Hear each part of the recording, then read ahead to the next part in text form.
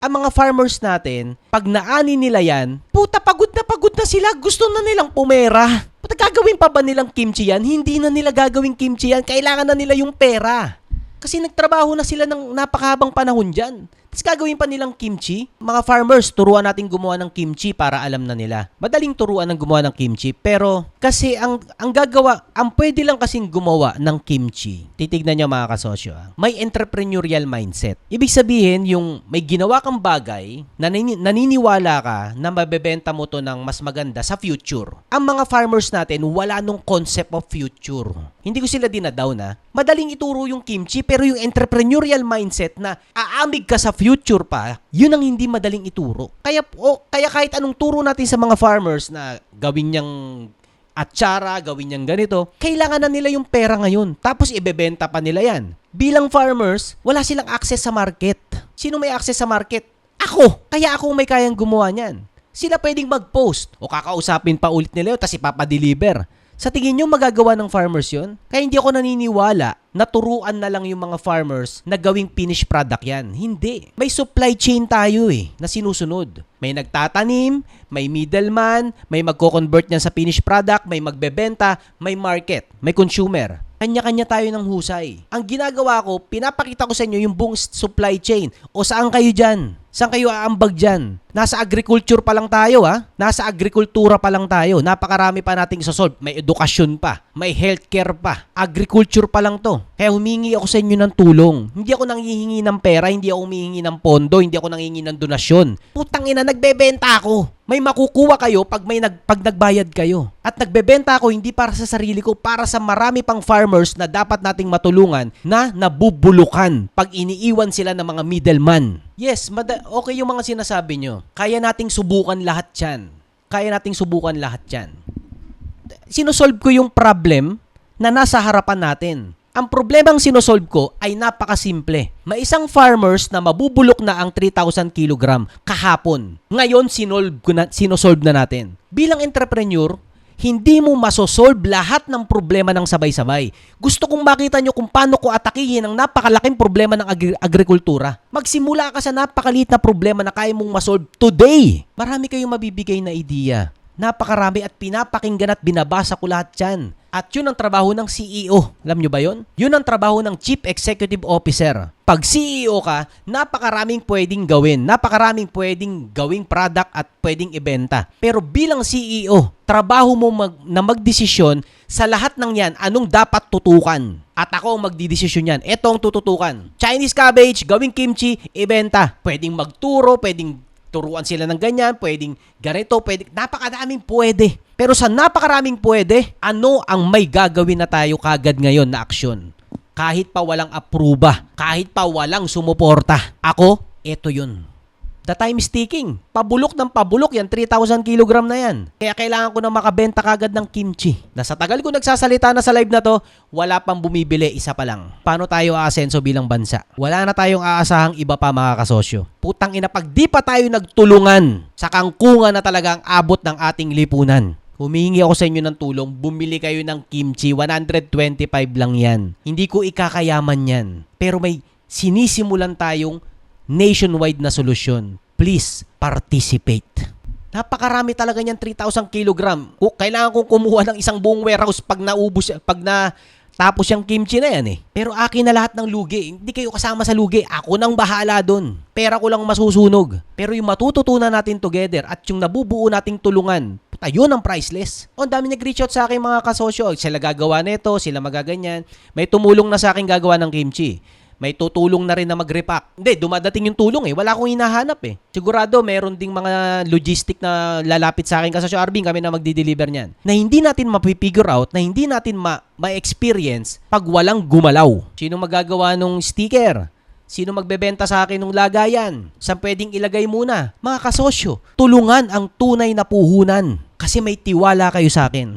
Wala pong yellow basket. May sarili po tayong website. Natatalo sa TikTok, yang kasosyoapp.com. Dahil putang inang kaltas ng TikTok yan, sila lang ang yumayaman. Kailangan magkaroon ng sariling platform, marketplace app ang Pilipinas na walang komisyon. Iyan na yun, Kasosyo App. Parang awa nyo na suportahan nyo. Nagsisimula pa lang tayo. Isang kimchi pa lang ang tinda dyan. Sa future, pati produkto nyo. Imagine, makakabenta kayo ng walang komisyon ang platform. Sabi ni kasosyong GJ Book, kamusta po kas? Kahit papaano may glimpse ako sa mga plano mo kasosyong RV. Nandun ako sa Cebu meeting sa kila kasosyong Juver, kaya 100% suportado ako sa iyo. Maraming salamat po kasosyong GJ Book. See you soon ulit po sa Cebu. Salamat po sa pagtitiwala. Kasosyong Shekina Rejoice. Magandang umaga po, gandang gabi. Sabi ni Vane, zero commission. As owner po ng app, paano nyo siya masosustain? Curious lang po. Mapipigure out din natin yun. Sa ngayon, ako munang malulugi. Sanay ako sa lugi. Ako malulugi sa gulay, ako malulugi sa app. Ako lahat. Akong bahala. Huwag kayong mag-alala sa akin. Huwag nyo lang akong gagayahin. Kasi ibang level na tong ginagalawan ko mga kasosyo. Manood lang kayo. Just watch and learn. Sabi ni Dancheck, 18% kaltas ni TikTok. Ha, hindi ka bubuhayin. Tapos, tataas pa ulit yung fee. Yan yung sinasabi ko. Hindi ka bubuhayin yung putang ina mga platform na yan. Kaya putang ina dapat may sumisita dyan eh. Kaso wala. Dapat may sumisita na hindi dapat ganyang kalaki komisyon nyo. Wala nang mapapala yung mga micro-entrepreneur. Tapos nag-collab pa yung BIR at mga platform. Nag-collab. Tangina yung kita mo, kita ng BIR. Kaya alam nila kung magkanong poporsyento sa'yo. At ipe-penalty. Kahit sa totoo, wala ka naman talagang kinita. Mali! Mali! Kailangan kong gumawa ng paraan. Kasi walang ibang gumagawa ng paraan. Kung meron lang, tangina namamasyal na lang ako. Kaso walang iba eh. Kung gusto niyo makatulong na ako'y humihingi ng konting panahon sa inyo, umorder po kayo ng kimchi. Mabawas-bawasan lang yung 3,000 kilogram na binili ko sa farmers kasi mabubulok na. Sisimula pa lang tayo mga kasosyo. Magpakitang gilas kayo sa akin ngayon. Sinong mga tutulong? Sinong mga ambag? Kita nyo na yung mga ginagawa ko eh. Anong kaya nyo i-participate? Reach out. Humingi ako ng tulong. Hindi ko masosolve mag-isa yan. Inuumpisahan ko lang. Anong kaya nyo maambag? May kasosyo nang lumapit oh. Kasosyo Arvin, akong bahala dyan. Bagsak mo sa akin yung gulay, gagawin kong kimchi lahat yan. Solve! Hindi kaya ng kahit sinong mayaman yun nang humingi ng tulong at makipagtulungan. Kasi hindi kailangan maging mayaman o magmukhang mayaman para sumolve ng malalaking problema. Kailangan mo lang tumbukin yung problema ang gusto mong masolve at be humble enough na hindi mo yan kaya mag-isa. Kaya mga kasosyo, humingi ako ng tulong sa inyo. Anong maaambag nyo? Anong pwede natin gawin sa ginagawa ko ngayon? Computin nyo nga sa utak nyo gaano karaming kimchi yan, 3,000 kilogram. Computin nyo nga kung gaano kadami yun. Hindi natin pwedeng ipamigay yan. Entrepreneur tayo eh. Kailangan maging sustainable. Utak negosyante, utak entrepreneur. Madaling humingi ng donasyon at ibili ng grocery yan at ipamigay. Pero putang ina, yun ang pinakabobong solusyon sa kahirapan. At hindi yun ang gusto kong landas. Pang tanga yun eh. Pang walang kwentang utak yun eh.